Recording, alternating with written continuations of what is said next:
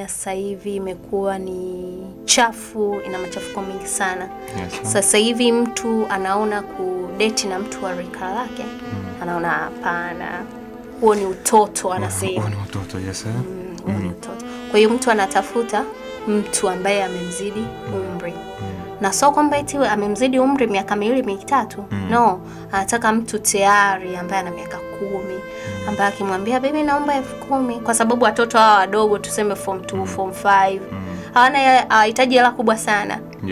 Ukikapa 10,000 kana furahi, ukikapa shilingi ngapi kana furahi. Kwa hiyo wanaona yani sasa hivi ndo maisha, hayo ndo maisha. Kwamba mimi sitakiwi ni date na kijana mwenzangu wa form 2 hata nipa nini. Hapana. Nitakiwa ni date na mtu wa level kubwa ambaye nikimuomba kiasi fulani cha hela ananipa. Kwa hiyo sasa hivi tujitahidi. Mtu kama una ujauzito, kama wewe ni kijana, ombea kizazi chako, uzao wako, ombea kizazi chako.